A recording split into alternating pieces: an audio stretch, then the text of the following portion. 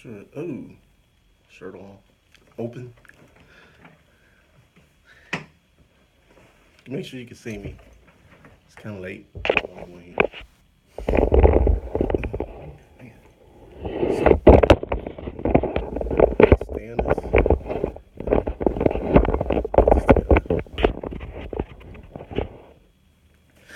All right. Good evening, everyone. This is Amber Williams, owner of Prosperity Solutions, also Amber Williams Holdings and Acquisitions. It's a new real estate development company that I started 2 months ago. All things real estate investment, uh, development, homeownership, the whole nine. So one thing I've noticed, a lot of people are afraid to be a homeowner, and I just want to talk briefly about home ownership and why it's so important, and what are some steps that you can take to actually have a home.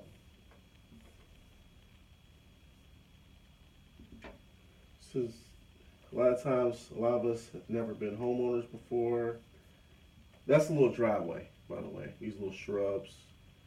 Maybe got a little tree here. Okay, you get the point. So, how do you be a homeowner? Well, the first step you can take um, in being, I know the house is not the best looking house, but just bear with me. Just listen to the knowledge, okay? Working on the artwork. Well, the first thing you want to do is you want to seek out a mortgager or a banker and find out if you can be pre-qualified.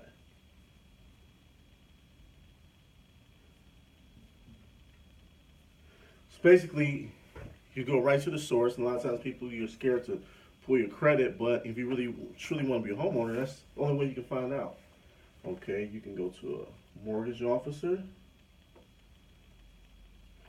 or wherever you bank, whether it's a credit union or whatever bank you're at. Well, oftentimes the bank managers, a lot of banks, they have the ability to approve loans. So if you get a report with them, you take the time out to kind of establish what it is you're trying to do. They can actually, actual branch manager can approve your loan in a lot of cases for the banks that do provide home loans. So there's a lot of options out there. So basically, you want to do, you go in there, you talk to one of these individuals, and you just find out where you're at. It's just kind of like going to the doctor. It's the same thing. Okay, you go into the doctor, you want to get diagnosed. You get your yearly checkups to see where you at, what your health level is.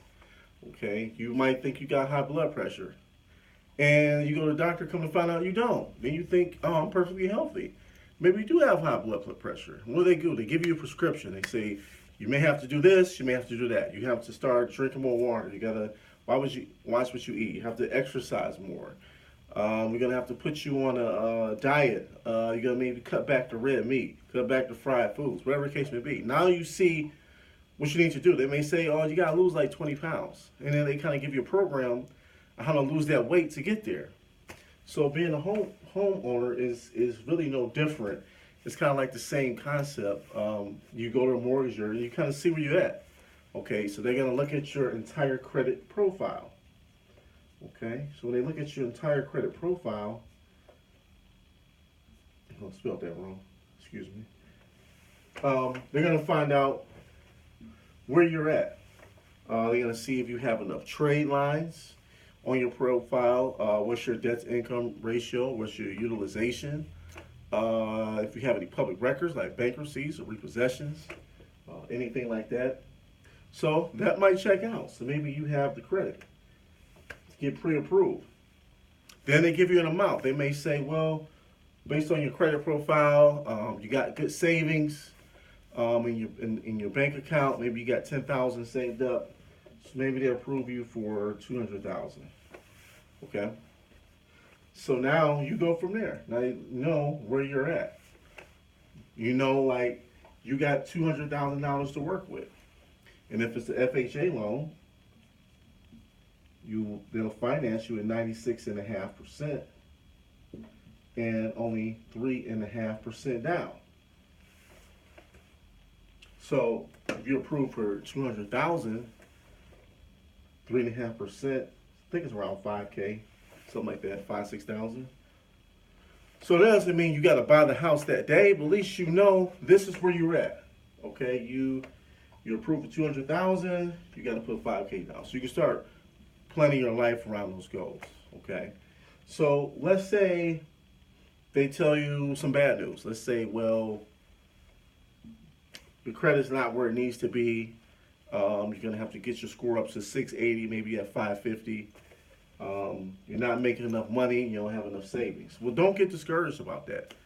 You know, it's at least you know where you at, so you can change your situation, right? You can start saving more money.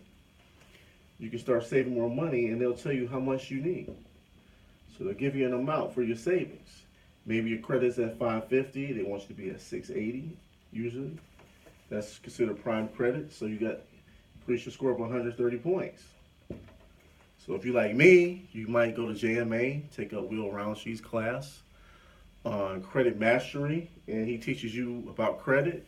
You learn how to boost your credit score up. So now you get yourself maybe 4 or 5 months, get your score up to 680. And in the meantime, you're working, maybe you get an extra job, you start saving your money to get the savings that you want. Okay, so then they say, so this is really the key. It's nothing to be discouraged about. It's nothing to be scared about. It's just finding out. If you don't find out what you have to do, then you're always kind of stuck in that limbo state, and you'll end up just renting forever. It'll just be a lifetime renter. And so that's good for your landlord or whoever is managing that property, but not for you, because now you're missing out on potential equity, and you're missing out on all the tax breaks you get from being a homeowner. I just think it's just a better overall feeling when you're a homeowner.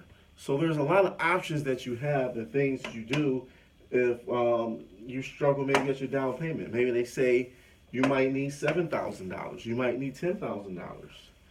They have gift arrangements where you can be given gifts.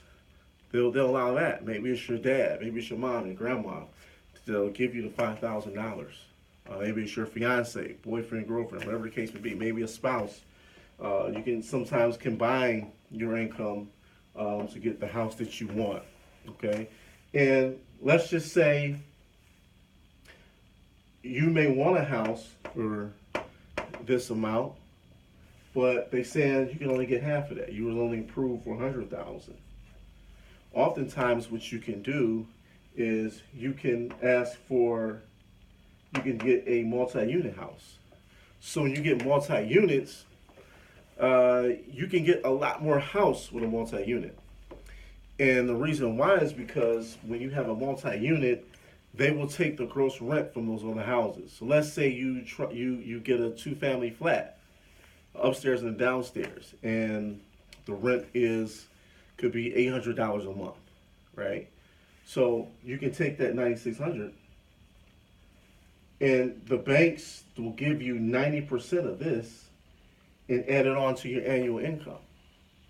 So if your annual income is, $40K, now you have maybe an extra $8,200 or $8,000 somewhere in there added on to your income, and that can get you a little bit more house. So it may not be the house that you want to start off, but if you get a multi-unit, like you get a 2-family flat, you can live there for a year. Rent out the upstairs or downstairs, whatever the case may be.